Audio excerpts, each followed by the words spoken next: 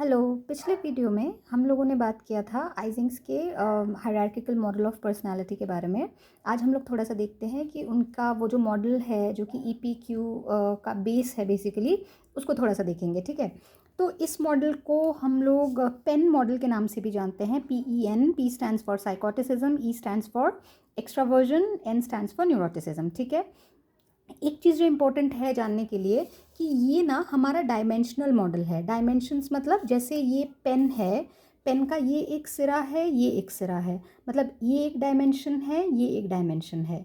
तो ये जो मॉडल है ना आइजेंक्स का, जहाँ पे कि न्यूरोटिसिज्म, एक्स्ट्रावर्जन, इंट्रोवर्जन की बात कही गई है, ये उन्होंने ऐसे डायमेंशन के हिसाब से बताए हैं। जैसे देखो मैंने यहाँ पे लिखा है introversion versus extraversion, neuroticism versus stability, साइकोटिसिज्म versus impulse control. मतलब एक छोर में अगर न्यूरोटिसिज्म आया है तो दूसरे छोर में हमारा स्टेबिलिटी आएगा।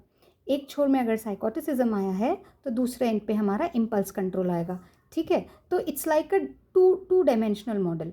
तो ये सबसे पहले इंपॉर्टेंट चीज़ है याद रखने का कि ये जो है एक डायमेंशनल मॉडल है। इसको पेन मॉडल के नाम से जानते हैं। PEN stands for साइकोटिसिज्म, extraversion and neuroticism.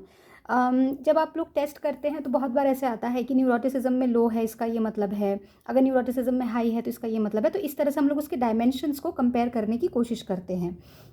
ये जो आइजिंग का मॉडल है इसको बायो सोशल मॉडल कहा जाता है। ठीक है, बायो सोशल इसलिए कहा जाता है क्योंकि उन्होंने ये अजम्पशन रखा था कि इंसान बेसिकली अपने टेम्परामेंट के हिसाब से डिफ़र करता है और उनका कॉर्टिकल अराउजल अलग अलग होता है। फॉर एग्जांपल, जैसे एक्स्ट्रावर्जन और इंट्रोवर्जन को लेकर उन्होंने एक कंपैरिजन किया था कि जो एक्स्ट्रावर्टेड जो इंसान होते हैं, those who are very extrovert, उनका कॉर्टिकल अराउजल कम होता है। ठीक है, so that's why they try to seek the stimulation, the pleasure outside.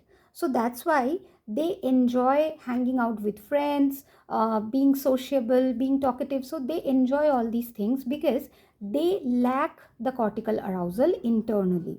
On the other hand, जो इंट्रोवर्ट इंसान होता है उसका कॉर्टिकल अराउजल ऑलरेडी हाई होता है।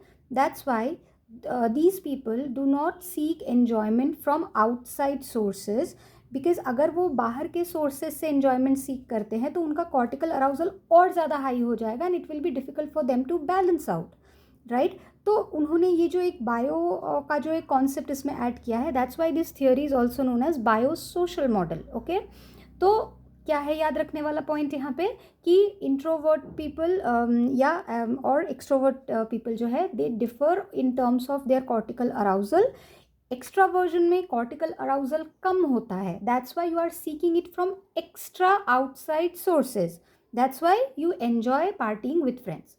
ऑन द अदर हैंड, जो इंट्रोवर्ट इंसान होते हैं उनमें ऑलरेडी कॉर्टिकल अराउजल रहता है, they do not lack it, that's why they do not seek it from outside sources, right?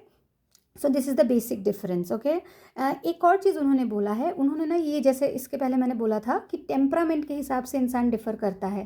Now if you have like studied the difference between temperament and personality, then it's easier for you to understand. Temperament is basically हमारा genetic तरीका होता है किसी भी situation में respond करने का या रिएक्ट करने का। Personality is a socially created phenomena. ठीक है, जो हम लोग सीखते हैं धीरे धीरे। तो ये बेसिक लेवल पे डिफरेंस बताता है कि इन टर्म्स ऑफ इंडिविजुअल्स टेम्परामेंट क्या क्या डिफरेंस होता है।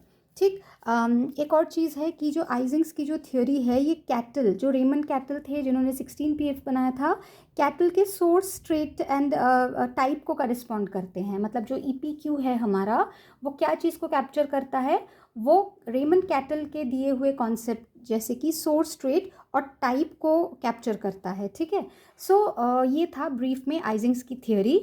तो बेसिकली ये है कि बायोसोशल मॉडल है, टेम्परामेंट के हिसाब से इंसान अलग अलग होता है, इसको पेन मॉडल बोला जाता है, साइकोटिसिज्म, extraversion, neuroticism, but it is a dimensional model. एक छोर में अगर साइकोटिसिज्म है तो दूसरे छोर में इम्पल्स कंट्रोल होगा, एक में इंट्रोवर्जन है तो दूसरे में एक्स्ट्रावर्जन होगा, एंड सो ऑन। ठीक है, बट इसके पीछे इसके जो बेसिक है इसका, there is a biological component जो कि उन्होंने कॉर्टिकल अराउजल के टर्म्स में डिस्क्राइब किया है। एक्स्ट्रावर्ट इंसान का कॉर्टिकल अराउजल कम होता है और इंट्रोवर्जन जो इंट्रोवर्ट इंसान होते हैं उनका कॉर्टिकल अराउजल ऑलरेडी ज़्यादा होता है। So this is the basic thing, इसी के ऊपर बेस करके आपका EPQ बना हुआ है।